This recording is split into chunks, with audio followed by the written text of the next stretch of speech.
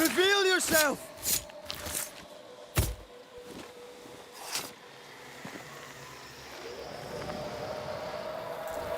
That's not the ritual I'd have used.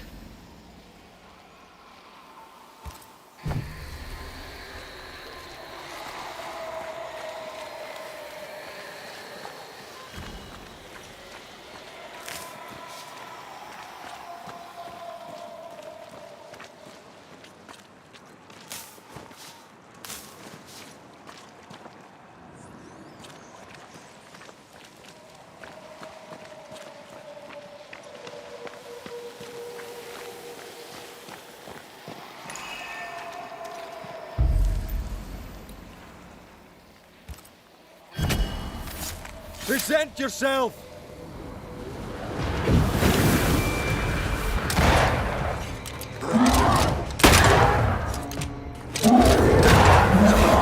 Draw for friends.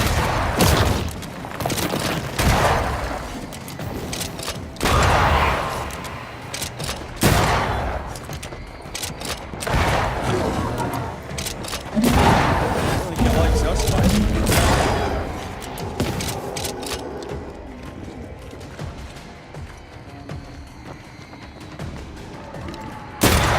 Piss off! Ah!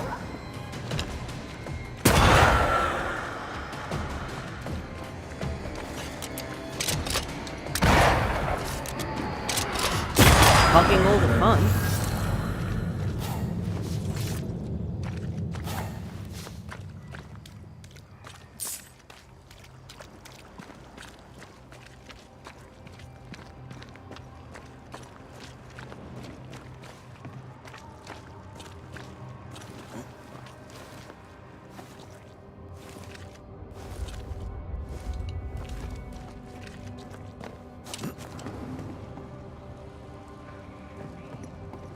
A fishing boat, eh? 'Cause that's more plausible than a galleon.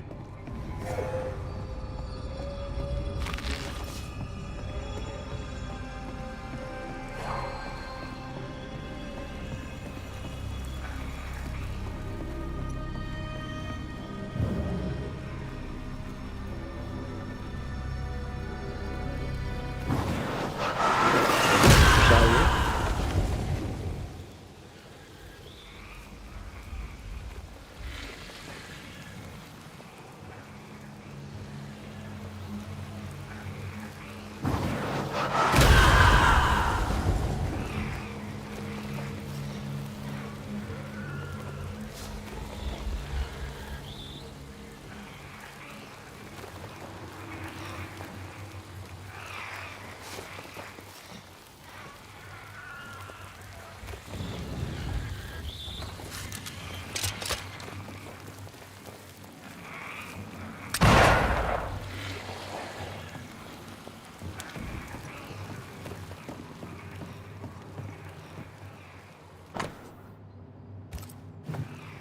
Adventure. Sounds fun.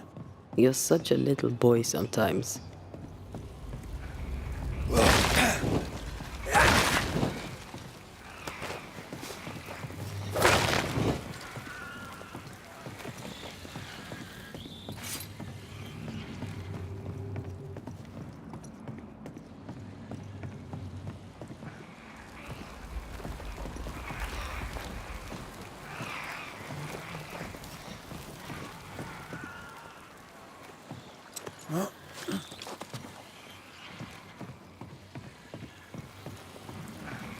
Enjoying your feast of lesser living form, then?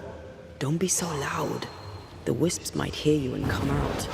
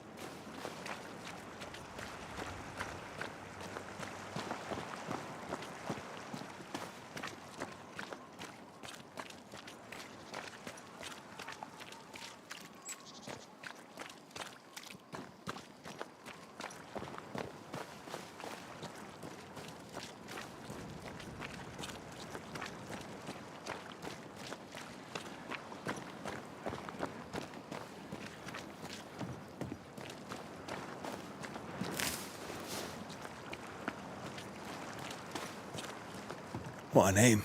I like it. It's very unusual.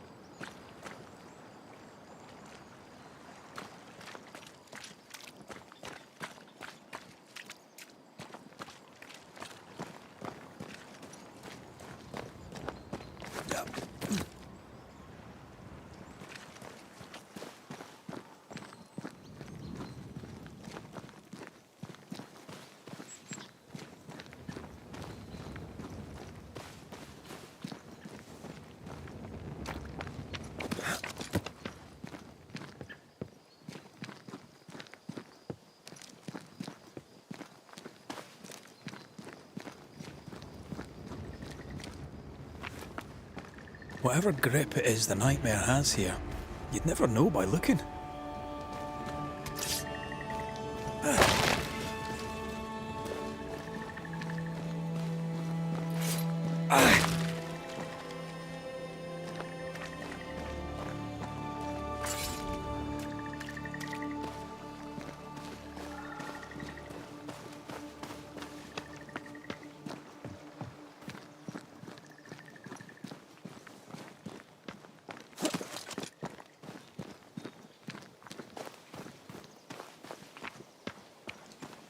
Something's concealed.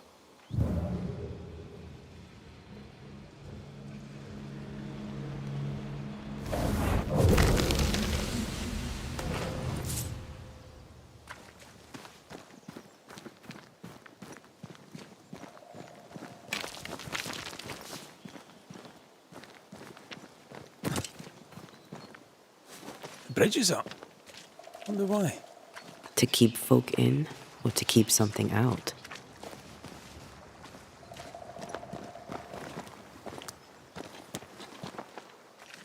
Something's here. Hidden.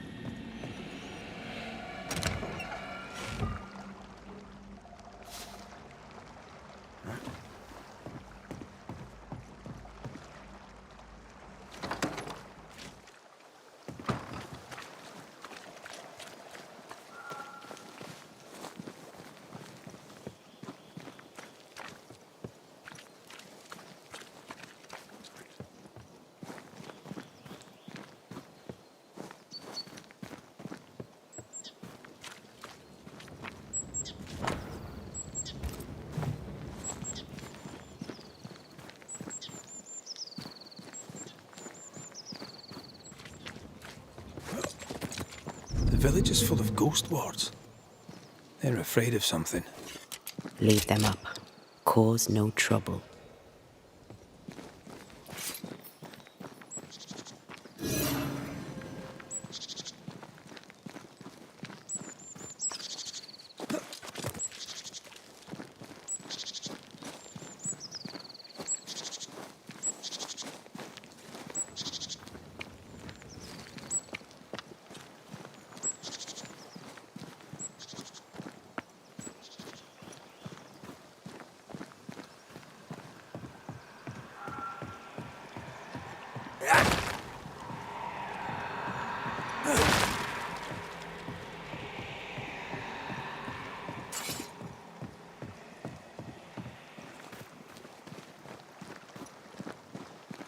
I feel a draft. From the invisible.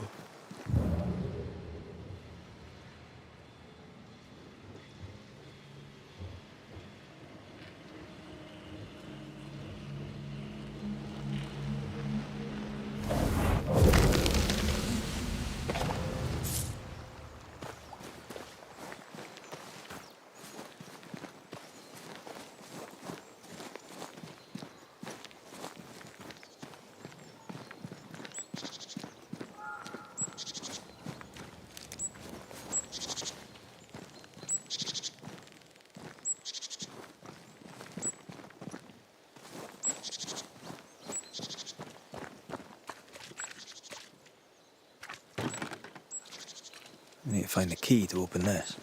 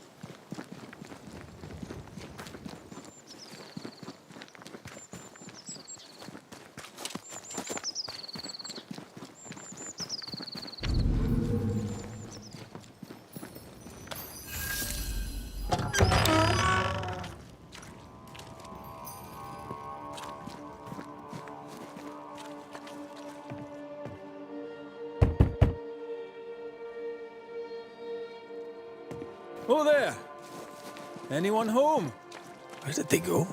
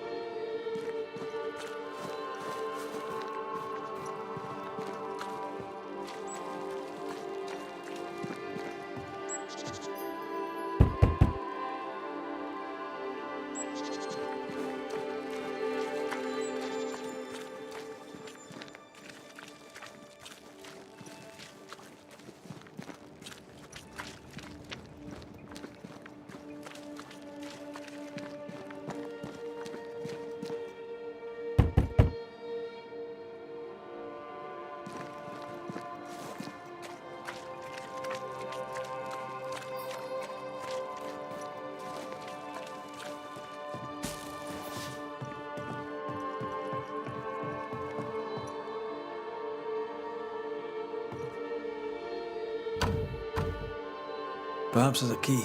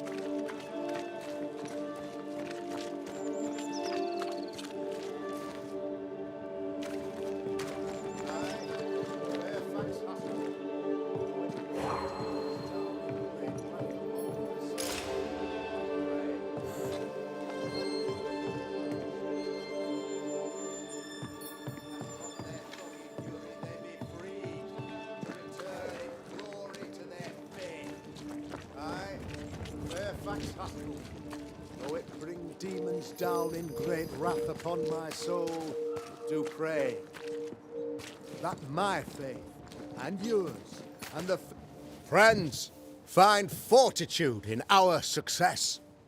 Exiled from our homes by the devil's machinations, we congregate before the Lord in this new meeting house.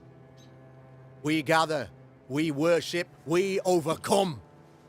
And we shall be well protected by the holy ward my son now makes under my instruction.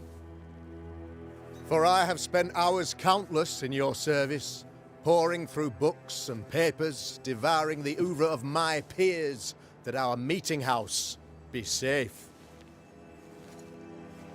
Fairfax Haskell, for whom the word pompous was invented. Half built? Yes. Open to the four winds? Yes. But already it is resplendent with our faith, a shining reminder of our renewed belief in better days. McCraith, Mr. McCraith. I thought you. What happy portent, what most excellent news. What blessings. I applaud your valorous deeds. O fate, I say, dead sir, I thought you dead. Maybe I am. Do not make light of such matters, my friend, for the devil's wrath is wide awake, and his claw scratches at our door, metaphorically speaking. I'm alive. I promise. My friends, I shall deliver this sermon another time. The battle with the devil's legions is ongoing, and Mr. McCraith and I have much to discuss.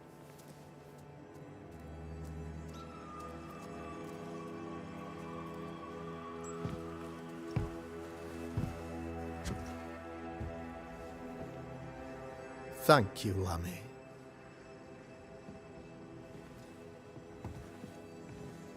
Behold this miracle of ours, Mr. McCraith. Exiled we, yet in our darkest hour we find the moral vigor to build this humble monument to resilience. But you and I must speak of darker matters. For we, erudite men of higher learning, know that evil yet walks. There is much work to be done. Indeed there is. Yes, yes. Forgive the inelegance of my welcome. You are alone. Do I surmise that Miss Duarte is no more?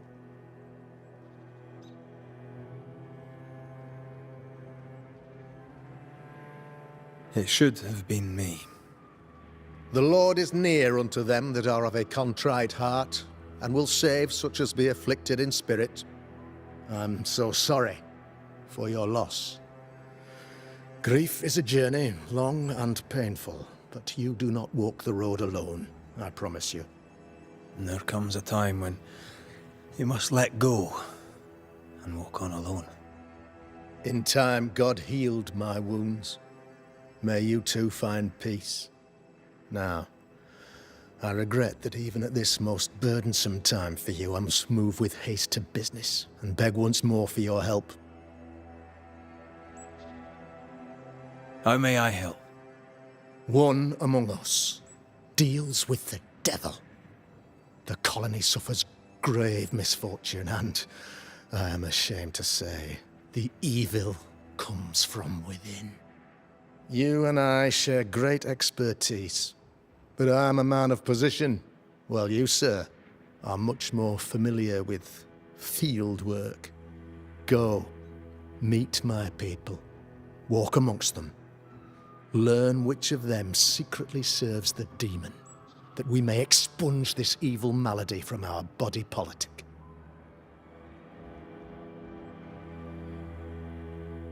Is a witch hunt wise? Here, now? Why, 'tis not just wise, 'tis imperative. This servant of the devil has delivered a pestilence unto my people. The black spy himself desires our destruction. First with sickness of the flesh, and then, when we are down, with sickness of the spirit. It pits one against the other. Suspicion tears this community apart once again. All this to weaken my people and lead them away from the light of God. What makes you think there's a witch at work here? I, sir, am a man of God and intellect. I can read the signs. When a so-called mystery disease afflicts half of my people overnight, there can be only one culprit. 'Tis the devil's doing, sir. Probably through one of his servants. For you see, I understood immediately that the water in the well had been tainted. There are no strangers here. You could self-accept it. No one has fled. The guilty woman, or man, I suppose, remains within the village. As evil walks, the evil are emboldened, but this witch shall see her downfall. Or his, of course. As did the last one. As will the next. Some years ago, you may have heard tell of this. I made my name on the execution of a terrible witch. It pains me that I must do it once more.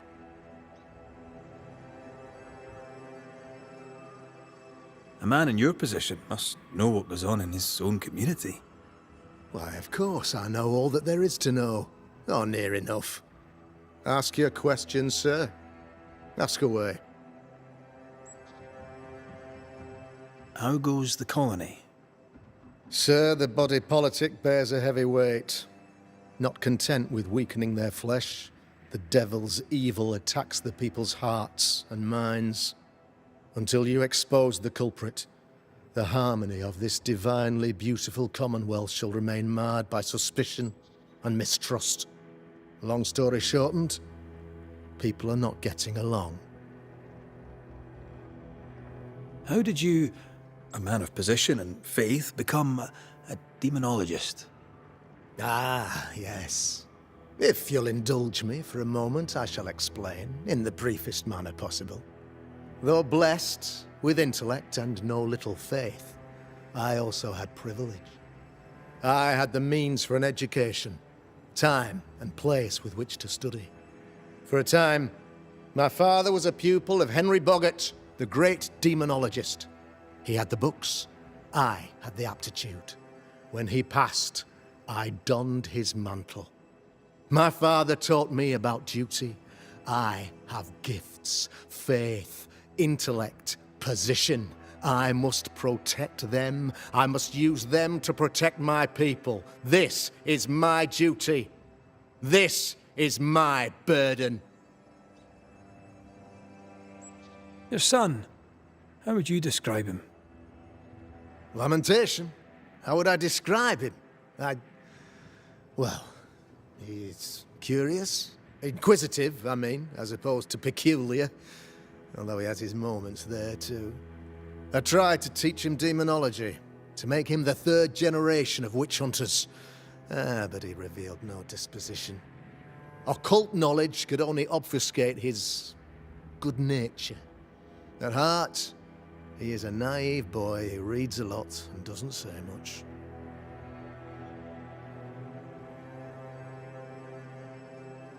I noted your ghost wards with some interest. Ghost wards, an interesting name. I call them sanctifiers, a name more palatable to my flock. Why did you not use them in New Eden when the curse began? It was more complicated to convince the whole congregation of the necessity to use magic. Here, people have more trust in my unmovable probity. This requires a great deal of occult knowledge. Where did you learn your craft? Etienne Roulet, one of the greatest demonologists of our time, is a good friend of mine. I improved upon his work. This illness, tell me of it.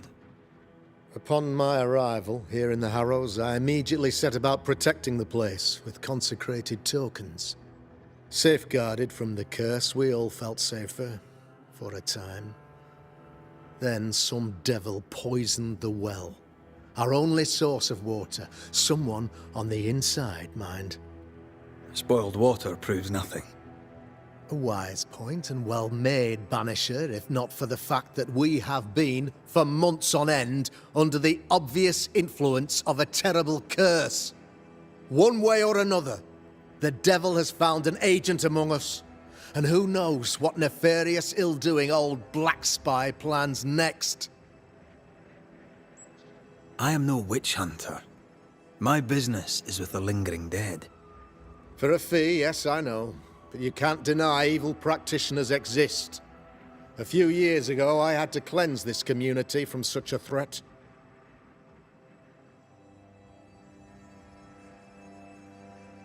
How did the evil manifest? She brought an illness upon us. No ordinary pox, the devil's work. We dropped like flies. Until she died. By the grace and charity of the good Lord, she was exposed. It was my honor to serve him in sending her to hell where she belonged. Her mask was a good one, as if butter would not melt upon her tongue. But you cannot fool a man of faith and intellect. No, sir, you cannot. You'll not mind me saying it, but for a Puritan paradise, you seem to get more than your fair share of witches. God has not forsaken us, but someone here does the devil's work. Find me a witch, Mr. McCraith. Return this place to the Lord. I'm a working man, Governor, but the Lord does seem happy to pay, so I'll do what I can. I'll take my leave of you, Governor. Of course.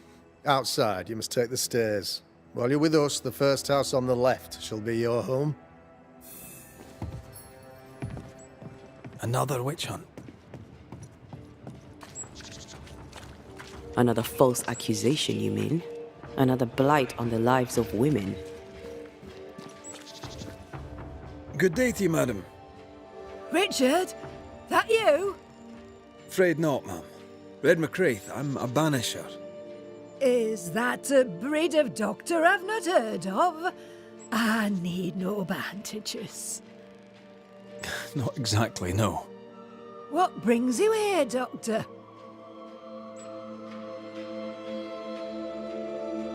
I'm a banisher, not a doctor. I'm here to help. Kind of you, but I need no help. Well, then I'll not insist. May I ask your name? You, young man, have a tongue as refined as your appearance.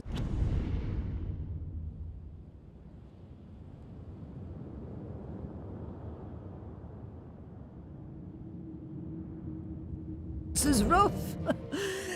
I'm Hepzibah Perkins. Goody Perkins to you. What's new round and about? Do you know? I'm not the crier. I've neither the voice nor the memory for it.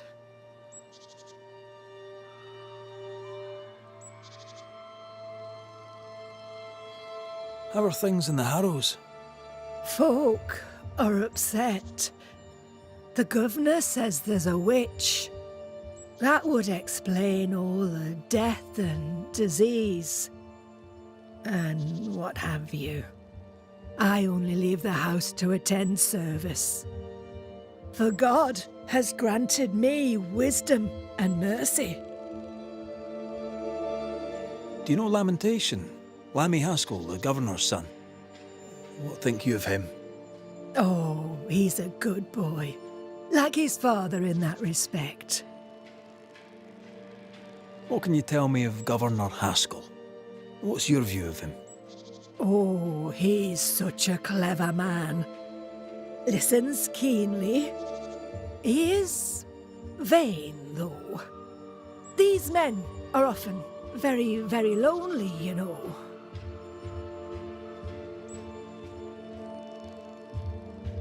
May seem a strange question, but have you noticed anyone acting strange? Strange, you say? Who of late has not been acting strange? Well, there's always the alewife. I can't remember her name. She's furtive. She wanders. I'll bid you good day, Goody Perkins. May God grant you grace, Mr. McWraith.